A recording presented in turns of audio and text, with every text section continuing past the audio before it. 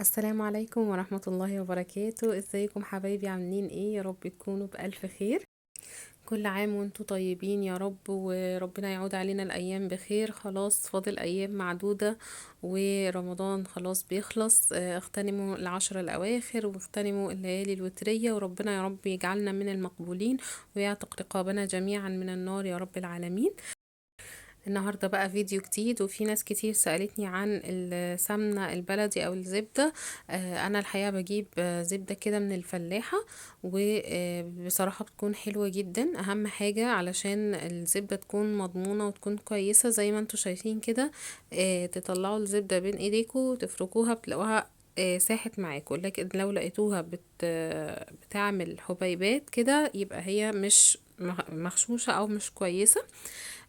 انا بفتحها كده وبحطها في الحلة وبسيبها لغاية ما بتسيح وتوصل للمرحلة دي. هي بتقعد يعني مش كتير، يعني بتوصل للمرحلة دي بسرعة، بس بتسيبوها لغاية ما تلاقوا المرطة اللي فيها كده نزلت في الحلة من تحت والسمنة بقت صافية خالص، وبتعبوها في برطمانات.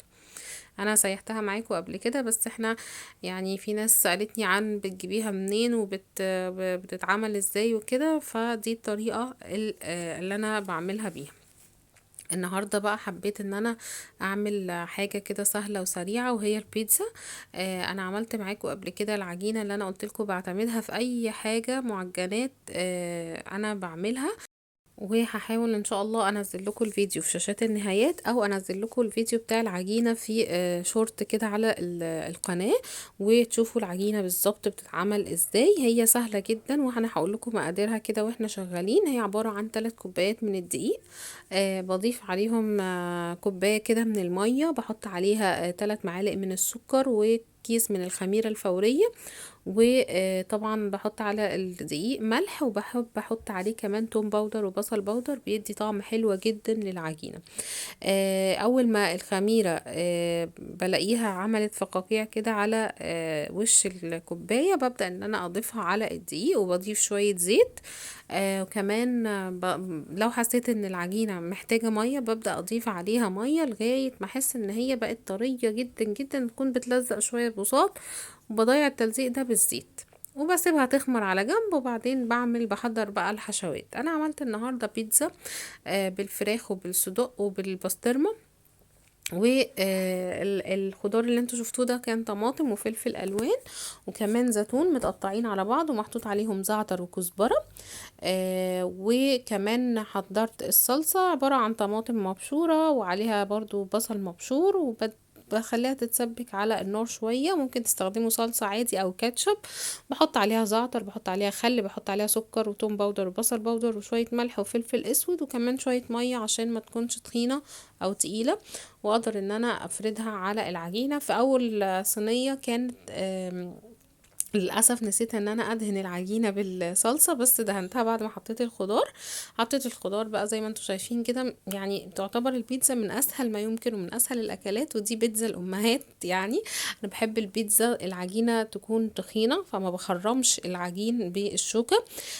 وبدخلها الفرن كده وبتبقى طريه وتحفه. يعني هتشوفوا كده قوام العجينه وانا بقلبها لكم خطيره، واخده لون تحفه ذهبي من تحت، وبجد تجنن وطعمها حلو. وبستخدم نوع موتزاريلا يكون حلو برضو. وانا بحب البيتزا الصينية تكون متقسمة 2، يعني ممكن اعمل نصها فراخ ونصها بسطرمة، ممكن اعمل نصها صدق ونصها بسطرمة. بحب اعملها بالشكل ده. بصوا العجينة واخدة لون ذهبي حلو جدا من تحت، وادي برضو الصاج الكبير بجد تحفة. الحاجات دي بقى تنفع في الأيام اللي احنا فيها دي، أي حاجة كده ناكلها. وبس بتكون طعمها حلو جدا. دي بقى عجينة القطايف السريعة. تعالوا بقى نعملها مع بعض، اللي أي حد عايز يوفر 8 طوائق القطايف اللي وصل سعره قد كده دلوقتي. عندي كوباية من الدقيق، حطيت عليها معلقة من البيكنج باودر، معلقة من الخميرة، حطيت عليها كمان معلقتين كبار من السكر، وهضيف عليها مية لغاية ما أحصل على قوام زي الكيك بالظبط. بصوا ده القوام اللي انا عايزاه. بعد كده على طاسة سخنة ببدأ ان انا احط العجينة بتاعتي لغاية ما تعمل فقاقيع بالشكل ده من فوق، وهنلاقيها استوت ونشفت خالص. بس كده بتكون تمام وبتطلع. اول ما بطلعها بغطيها كويس قوي بفوطة. علشان ما تنشفش، وبس كده بتكون جاهزة. تقدروا بقى تحشوها وتشكلوها وكل اللي انتوا عايزينه. بصوا قوامها طري جدا وحلو ولين قوي وفعلا خطيرة. جربوها هتعجبكم قوي. حبيت بقى اعمل كده سهرة مختلفة النهاردة بحلويات، فاشتريت حلويات شرقية. وكمان اشتريت دونتس وحاجات كده مختلفة عن حلويات رمضان كنوع من التغيير، مقرمشات بقى والحاجات دي. الصراحة فيروز بتحبها جدا، بتموت في بلح الشام، وبتحب بقى بسكوت اليانسون والحاجات دي. فحبيت ان النهاردة سهرة كده تكون مختلفة، واشتريت الحاجات دي وهبدأ ان انا اقدمهم بشكل حلو. انا طبعا هحط جزء منهم، مش هحط كل الكمية، علشان برضو يبقى موجود نقدر ان احنا ناكلهم يوم تاني. مش لازم نخلص كل الحاجات اللي احنا جبناها مرة واحدة. فهحطهم كده على الترابيزة بحيث اللي عايز ياكل منهم ياخد وكده. ولو حد بعد كده حب ياخد تاني هبقى املأ الطبق مرة تانية. بس الشيالة دي حلوة قوي وشيك بجد في تقديم الحلويات، انا بحبها قوي. النهارده بقى حابه ان انا اتكلم معاكم عن فضل العشر الاواخر من رمضان، وان فيهم خير ليله هي ليله القدر. وان العباده فيها بتكافئ 84 سنه عباده. يعني لو صليتي فيها ركعتين قيام ليل بس هتكتبي انك بقالك 84 سنه بتصلي قيام الليل. لو ذكرتي ربنا فيهم، لو استغفرتي، لو كل حاجة ثوابها مضاعف طبعا في رمضان ككل، ولكن ليلة القدر ربنا خصها بالخاصية الجميلة دي. فأتمنى ان احنا كلنا يكون عندنا الوعي ان احنا ما نضيعش العشر الأواخر من رمضان كلهم. هم 10 ليالي نستغلهم كلهم في الدعاء، وندعي باللي احنا عايزينه وربنا يستجيب لينا ان شاء الله. وما يجيش رمضان الجاي الا وربنا استجاب لكل دعواتنا.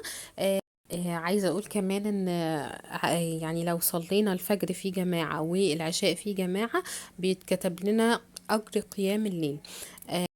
كمان البنات والستات اللي عندها اجازة من الصيام ومن الصلاة، تقدري ان انت تقري 100 آية من المصحف وبيتكتب لك اجر قنوت ليلة، يعني قيام الليل. كمان الحاجة التالتة ودي سهلة قوي قوي، ان انت تقولي تقري اخر ايتين من سورة البقرة. وده بيتكتب لك برضو اجر قيام ليل، لان الرسول قال عليه الصلاة والسلام ان اللي بيقراهم فهم كفتاه بقى من اي اذى، ومن قيام الليل، ومن كل مكروه، ومن كل سوء. فدي حاجات ليها فضل كبير، وطبعا سهلة جدا ان احنا نعملها. ربنا يا رب يتقبل منا جميعا. ده كان فيديو النهاردة، اتمنى ان هو يكون عجبكم. ولو عجبكم الفيديو ما تنسوش تعملوا له لايك وتشيروا الفيديو، وكمان تشتركوا في القناة لو ما اشتركتوش. واشوفكم على خير في فيديو جديد، والسلام عليكم.